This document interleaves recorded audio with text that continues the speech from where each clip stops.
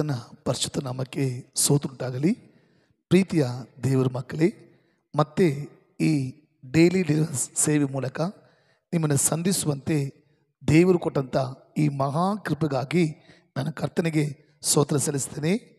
ಈ daily deliverance ಸೇವೆ ಮೂಲಕ ದೇವರ ವಾಕ್ಯವನ್ನು ನೋಡುವ ಕೇಳುವ ಪ್ರತಿಯೊಂದು ದೇವರ ಮಕ್ಕಳನ್ನು ಹೃದಯ ಅಂತರಾತ್ಮದಿಂದ ನಿಮ್ಮನ್ನು ಶುಭ ಕೋರುತ್ತೇನೆ. ಕರ್ತ ನಿಮ್ಮನ್ನು ಆಶೀರ್ವದಿಸಿ ನಿಮ್ಮ ಎಲ್ಲ ಕಾರ್ಯದಲ್ಲಿ ನಿಮಗೆ ಬಿಡುಗಡೆಯನ್ನು ಉಂಟು ಮಾಡಲಿ. ಆಮೇಲೆ ಸರಿ ಪ್ರೀತಿ ಮಕ್ಕಳೇ, ಇವತ್ತು ಕೂಡ ನಿಮ್ಮ ಬಿಡುಗಡೆಗೋಸ್ಕರ ಪ್ರಾರ್ಥಿಸೋದಕ್ಕೆ ಮುಂಚೆ ಸತ್ಯವೇದದಿಂದ ಒಂದು ವಾಕ್ಯವನ್ನು ಓದಿ ನಿಮ್ಮ ಬಿಡುಗಡೆಗೋಸ್ಕರ ಪ್ರಾರ್ಥಿಸಲು ಆಸೆ ಪಡ್ತೇನೆ. ಕಾರಣ ದೇವರ ವಾಕ್ಯ ಸತ್ಯವಾಗಿದೆ, ದೇವರ ವಾಕ್ಯದಲ್ಲಿ ಜೀವ ಇದೆ, ದೇವರ ವಾಕ್ಯದಲ್ಲಿ ಬಿಡುಗಡೆ ಇದೆ, ದೇವರ ವಾಕ್ಯದಲ್ಲಿ ಸೌಖ್ಯ ಇದೆ ಮಕ್ಕಳೇ. ಅದಕ್ಕೆ ದೇವರ ವಾಕ್ಯ ಬಿಡಿದೆ, ಆತನು ತನ್ನ ವಾಕ್ಯವನ್ನು ಕಲಿಸಿ ಅವರನ್ನು ಗುಣಪಡಿಸಿದನು. ಆಮೇಲೆ ದೇವರ ವಾಕ್ಯದಲ್ಲಿ ಗುಣಪಡಿಸುವ ಶಕ್ತಿ, ಸೌಖ್ಯ ಪಡಿಸುವ ಶಕ್ತಿ, ಸ್ವಸ್ಥತೆ ಪಡಿಸುವ ಶಕ್ತಿ ಇದೆ ಮಕ್ಕಳೇ. ಆದ್ದರಿಂದ ಈ ಬಿಡುಗಡೆ ಸೇವೆ ಮೂಲಕ ವಾಕ್ಯವನ್ನು ಕೇಳುವ ನೀವು ನಂಬಿಕೆಯಿಂದ, ಒಂದು ನಿರೀಕ್ಷೆಯಿಂದ ದೇವರ ವಾಕ್ಯವನ್ನು ಕೇಳಿ ನಂಬುವಾಗ ನಿಮ್ಮ ಜೀವನದಲ್ಲಿ ಸೌಖ್ಯ, ಬಿಡುಗಡೆ, ಅದ್ಭುತ ಉಂಟಾಗ್ತದೆ. ಸತ್ಯದಲ್ಲಿ ನೋಡುವಾಗ ವಿಮೋಚನ ಕಾಂಡ 15ನೇ ಅಧ್ಯಾಯ 26ನೇ ವಾಕ್ಯ, ಎಕ್ಸಿಡೋಸ್ 15:26. ವಿಮೋಚನ ಕಾಂಡ 15ನೇ ಅಧ್ಯಾಯ 26ನೇ ವಾಕ್ಯ ಓದುವಾಗ, ಯೆಹೋವನೆಂಬ ನಾನೇ ನಿಮಗೆ ಆರೋಗ್ಯದಾಯಕನು. Amen, hallelujah. ದೇವರ ಮಕ್ಕಳೇ, ಕರ್ತನು ಹೇಳ್ತಾನೆ, ನಾನೇ ನಿಮಗೆ ಆರೋಗ್ಯದಾಯಕನು ಅಂದರೆ ಪರಮ ಡಾಕ್ಟರ್, ಪರಮ ವೈದ್ಯನು ಎಂಬುದಾಗಿ ಹೇಳ್ತಿದ್ದಾರೆ. ಆದ್ದರಿಂದ ದೇವರ ಮಕ್ಕಳು ವ್ಯಾಧಿ ಬಂದಾಗ, ಕಾಯಿಲೆ ಬಂದಾಗ, ಬಲವಿನ ಬಂದಾಗ ದೇವರ ಮಕ್ಕಳು ಭಯಪಡುವ ಅವಶ್ಯಕತೆ ಇಲ್ಲ, ನಂಬಿಕೆಯನ್ನು ಕಳೆದುಕೊಳ್ಳುವ ಅವಶ್ಯಕತೆ ಇಲ್ಲ. ಇವತ್ತು ಎಷ್ಟೋ ಜನ ವ್ಯಾಧಿ ಬಂದಾಗ, ಕಾಯಿಲೆ ಬಂದಾಗ, ಬೆಲವಿನ ಬಂದಾಗ ಅಥವಾ ರೋಗಗಳು ಬಂದಾಗ ಡಾಕ್ಟ್ರ್ ಬಳಿ ಹೋಗ್ತಾರೆ. ಎಕ್ಸ್ರೇ ಸ್ಕ್ಯಾನಿಂಗ್ ತೆಗೆದುಬಿಟ್ಟು ಡಾಕ್ಟ್ರ್ ಹೇಳ್ತಾರೆ, ಇದು ನಾವು ಏನು ಮಾಡೋಕ್ಕಾಗಲ್ಲ, ವ್ಯಾಧಿ ಜಾಸ್ತಿ ಆಗಿಬಿಟ್ಟಿದೆ, ನಿಮಗೆ ರೋಗ ಶರೀರ ಫುಲ್ಲು ಹರಡಿಬಿಟ್ಟಿದೆ, ನೀವು ಬದುಕುವ ಚಾನ್ಸಸ್ ತುಂಬ ಕಮ್ಮಿ ಇದೆ, ಅದರಿಂದ ದಯವಿಟ್ಟು ನಾವು ಏನು ಮಾಡೋಕ್ಕಲ್ಲ ಅಂತ ಹೇಳುವಾಗ ತುಂಬ ಜನ ಭಯಪಟ್ಬಿಡ್ತಾರೆ, ನಂಬಿಕೆಯನ್ನು ಕಳ್ಕೊಳ್ಬಿಡ್ತಾರೆ.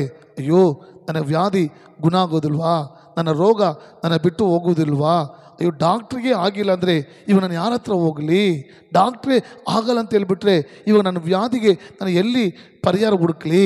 ಪ್ರೀತಿಯ ಸಹೋದರ, ಪ್ರೀತಿಯ ಸಹೋದರಿ, ಏಸು ಹೇಳ್ತಿದ್ದಾರೆ, ಮಗನೇ ಮಗಳೇ, ನಾನೇ ನಿಮಗೆ ನಾನು ಆರೋಗ್ಯದಾಯಕನಾಗಿ ಅಂದರೆ ಪರಮ ವೈದ್ಯನಾಗಿ, ಪರಮ ಡಾಕ್ಟರ್ ಆಗಿದ್ದೀನಿ. ಆದ್ದರಿಂದ ವ್ಯಾಧಿ ಕುರಿತು, ರೋಗಗಳ ಕುರಿತು, ಬೆಲವಿನ ಕುರಿತು, ನೋವುಗಳ ಕುರಿತು ಭಯಪಡಬೇಡಿ. ಒಂದು ವೇಳೆ ಕ್ಯಾನ್ಸರ್ ರೋಗ ಕೂಡ ಇರ್ಬೋದು. ನಾವು ಸೇವೆಯಲ್ಲಿ ನೋಡಿದ್ದೀವಿ, ಎಷ್ಟೋ ಜನರಿಗೆ ಕ್ಯಾನ್ಸರ್ ವ್ಯಾಧಿಯಿಂದ ದೇವರು ಗುಣಪಡಿಸಿದ್ದಾರೆ, ಸತ್ತವಂಥವ್ರನ್ನ ಜೀವಂತವಾಗಿ ಎಬ್ಬಿಸಿದ್ದಾರೆ. ಸೇವೆಯಲ್ಲಿ ಒಂದು ದಿವಸ ಇದು ಮಕ್ಕಳೇ, ಒಂದು ಸಹೋದರ ಬಂದು, ಸರ್ ನಮ್ಮ ಮಗಳಿಗೆ ತುಂಬ ಸೀರಿಯಸ್ ಕಂಡೀಷನು, ಹಾಸ್ಪಿಟ್ಲಲ್ಲಿ IC ವಾರ್ಡ್ನಲ್ಲಿ ಅಡ್ಮಿಟ್ ಮಾಡಿದ್ದೀವಿ, ಡಾಕ್ಟ್ರು 12 ಗಂಟೆ ಟೈಮ್ ಕೊಟ್ಟಿದ್ದಾರೆ, ಬದುಕೋದು ತುಂಬ ಕಷ್ಟ ಅಂತ ಹೇಳ್ತಿದ್ದಾರೆ, ನಿಮ್ಮದು ಜ್ಞಾಪಕ ಬಂತು, ಕಡೇ ಒಂದು ನೀವು ಟ್ರೈ ಮಾಡಿ ನೋಡಿ ಸರ್. ನಾನಂದೆ, ಬ್ರದರ್, ಟ್ರೈ ಮಾಡೋದ್ರಿಂದ ಕಾರ್ಯ ನಡೆಯುವುದಿಲ್ಲ, ಪ್ರಾರ್ಥನೆ ಪ್ರೇಯರ್ ಮಾಡೋದ್ರಿಂದ ದೇವರು ಅದ್ಭುತ ಮಾಡ್ತಾರೆ.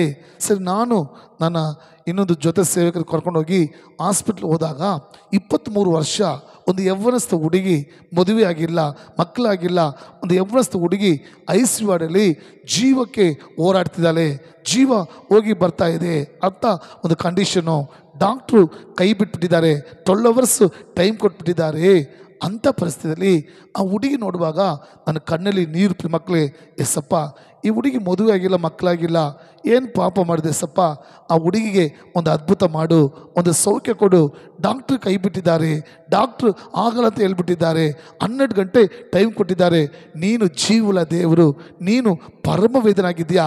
ಮನುಷ್ಯನಿಗೆ ಜ್ಞಾನ ಅಷ್ಟೇ ಸಪ್ಪ, ಡಾಕ್ಟ್ರಿಗೆ ಶಕ್ತಿ ಅಷ್ಟೇ ಸಪ್ಪ, ಆದರೆ ನೀನು ಡಾಕ್ಟ್ರನ್ನ ಉಂಟು ಮಾಡಿದ ದೇವರು, ಲೋಕವನ್ನು ಮನುಷ್ಯನನ್ನು ಸೃಷ್ಟಿ ಮಾಡಿದ ದೇವರು ಅಂತ ಹೇಳಿ ಆ ತಂಗಿಯ ಹಣೆ ಮೇಲೆ ಕೈ ಇಕ್ಕಿ ಪ್ರಾರ್ಥನೆ ಮಾಡಿದೆ. ಎಸಪ್ಪ, ಈ ತಂಗಿಯೊಳಗೆ ನಿನ್ನ ಜೀವ ಈಗ ಇಳಿದು ಬರಲಿ ಸ್ವಾಮಿ, ಒಂದು ಸೌಖ್ಯ ಉಂಟಾಗಲಿ, ಒಂದು ಅದ್ಭುತ ನಡಲಿ, ಅವಳು ನಿಮ್ಮ ಸೇವೆ ಮಾಡಲಿ ಅಂತ ಪ್ರಾರ್ಥನೆ ಮಾಡಿ ಬಂದ್ಬಿಟ್ಟೆ. ಎಷ್ಟು ದೊಡ್ಡ ಅದ್ಭುತ!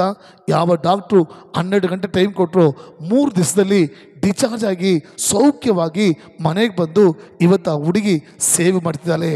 ನೋಡ್ದ, ಮನುಷ್ಯರಾಗಿರ್ಬೋದು, ಡಾಕ್ಟ್ರಿಗಾಗಿರ್ಬೋದು, ಆದರೆ ಏಸಪ್ಪ ಹೇಳ್ತಿದ್ದಾನೆ, ಮಗನೇ, ನಾನು ನಿಮಗೆ ಪರಮ ಡಾಕ್ಟರ್ ಆಗಿದ್ದೀನಿ, ಪರಮ ವೈದ್ಯನಾಗಿದ್ದೀನಿ, ಆರೋಗ್ಯದಾಯಕನಾಗಿದ್ದೀನಿ, ನಾನು ನಿಮಗೆ ಸೌಖ್ಯಪಡಿಸ್ತೀನಿ, ನಂಬಿದರೆ ದೇವರ ಮಹಿಮೆ ಕಾಣ್ತೀರಾ ಎಂಬುದಾಗಿ. ಎಷ್ಟು ಜನ ನೀವು ಈ ಬಿಡುಗಡೆ ವಾಕ್ಯ ಕೇಳ್ತಾರೆ, ನೀವು ಒಂದೆಲ್ಲ ವ್ಯಾಧಿಯಲ್ಲಿದ್ದೀರಾ, ಬಲವೀನದಲ್ಲಿದ್ದೀರಾ, ರೋಗದಲ್ಲಿದ್ದೀರಾ, ಡಾಕ್ಟ್ರು ಕೈ ಬಿಟ್ಟಿದ್ದಾರಾ, ನೋವು ತಡೆಯೋಕ್ಕಾಗ್ತಿಲ್ವಾ, ನಿಮಗೆ ಜೀವ ಭಯ ಬಂದುಬಿಟ್ಟಿದೆಯಾ, ಅಥವಾ ನಿಮ್ಮ ಕುಟುಂಬದಲ್ಲಿ ಯಾರಾದರೂ ವ್ಯಾಧಿಯಲ್ಲಿದ್ದಾರಾ, ಈಗ ನಂಬಿಕೆಯಿಂದ ಪ್ರಾರ್ಥನೆ ಮಾಡಿ. ದೇವರು ತನ್ನ ವಾಕ್ಯವನ್ನು ಕಲಿಸಿ, ಆ ವಾಕ್ಯದಲ್ಲಿ ಔಷಧ, ಆ ವಾಕ್ಯದಲ್ಲಿ ಜೀವ, ಆ ವಾಕ್ಯದಲ್ಲಿ ಸೌಖ್ಯ ಇದೆ. ಈಗಲೂ ಒಂದು ಬಿಡುಗಡೆ, ಈಗಲೂ ಒಂದು ಸೌಖ್ಯವನ್ನು, ಅದ್ಭುತವನ್ನು ಹೊಂದಿಕೊಂಡಿದ್ದೀರಿ. ಪ್ರಾರ್ಥನೆ ಮಾಡೋಣವಾ? ಪ್ರೀತಿಯ ಪರಲೋಕ ತಂದೆಯೇ, ಪರಮ ಡಾಕ್ಟ್ರೇ, ಪರಮ ವೈದ್ಯನೇ, ಆರೋಗ್ಯದಾಯಕನೇ, ಇದೋ ಸ್ವಾಮಿ, ಈ ಡೈಲಿ ಡೆಲಿವರೆನ್ಸ್ ಪ್ರೇಯರಲ್ಲಿ ಯಾರೆಲ್ಲ ಈ ವಾಕ್ಯವನ್ನು ಕೇಳಿ ನಂಬಿಕೆಟ್ಟು, ಹೌದೇ ಸಪ್ಪ, ಡಾಕ್ಟ್ರು ಕೈ ಬಿಟ್ಬಿಟ್ರು, ಮೆಡಿಸಿನ್ ಕೈ ಬಿಟ್ಬಿಟ್ರು, ಮನುಷ್ಯ ಕೈ ಬಿಟ್ಬಿಟ್ರು, ನೀನು ನಮಗೆ ಪರಮ ಡಾಕ್ಟ್ರಪ್ಪ, ಪರಮ ವೈದ್ಯರಪ್ಪ, ನಿಮಗೆ ಅಸಾಧ್ಯವಾದದ್ದು ಯಾವುದಿಲ್ಲ ಅಂತ ನಂಬಿಕೆಯಿಂದ ಪ್ರಾರ್ಥನೆ ಮಾಡ್ತಿದ್ರು.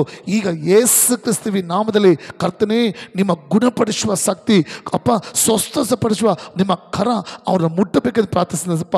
ಇದು ಒಂದೊಂದು ವ್ಯಾಧಿಸ್ತ್ರ ಮೇಲೆ ನಿಮ್ಮ ಗುಣಪಡಿಸುವ ಶಕ್ತಿ ಇಳುತ್ತದಕ್ಕ ಸ್ತೋತ್ರ, ಅದ್ಭುತ ಮಾಡೋ ಶಕ್ತಿ ಇಳುತ್ತದಕ್ಕ ಸ್ತೋತ್ರಪ್ಪ. ಅವರ ವ್ಯಾಧಿಗಳು, ನೋವುಗಳು, ಕರ್ತನ ಮರಣ ಅವಸ್ಥೆಗಳು, ಅದು ಕ್ಯಾನ್ಸರ್ ಆಗಿದ್ರು ಕೂಡ, ಕ್ಯಾನ್ಸರ್ ಗೆಡ್ಡೆ ಆಗಿದ್ರು ಕೂಡ, ಕಡೇ ಸ್ಟೇಜ್ ಆಗಿದ್ರು ಕೂಡ, ಈಗಲೇ ಯೇಸುವಿನ ನಾಮದಲ್ಲಿ ಗುಣವಾಗಲಿ ಸ್ವಾಮಿ, ಅದ್ಭುತ ಉಂಟಾಗಲಿ ಸಪ್ಪ, ಸೌಖ್ಯ ಉಂಟಾಗಲಿ ಕರ್ತನೆ. ಈಗಲೇ ಎಲ್ಲ ನೋವುಗಳು ಅವ್ರ ಶರೀರ ಬಿಟ್ಟು ನೀಗಲ್ಪಡಲಿ ಸ್ವಾಮಿ. ನೀನು ಅದ್ಭುತ ಮಾಡಿಬಿಟ್ಟಿದ್ದಕ್ಕ ಸ್ತೋತ್ರ. ಕಾರಣ ನೀನು ಪರಮ ಡಾಕ್ಟರಪ್ಪ, ನಿನಗೆ ಎಲ್ಲವೂ ಸಾಧ್ಯ. ನೀನು ಸುಖಪಡಿಸಿದಕ್ಕ ಸ್ತೋತ್ರ. ಎಲ್ಲ ಘನ ಸ್ತುತಿ ಮಹಿಮೆ ನಿಮ್ಮೊಬ್ಬರಿಗೆ ಸಲ್ಲಿಸ್ತೀನಿ, ನಮ್ಮ ಜೀವನ ತಂದೆಯೇ. ಆಮೇನ್. God bless you.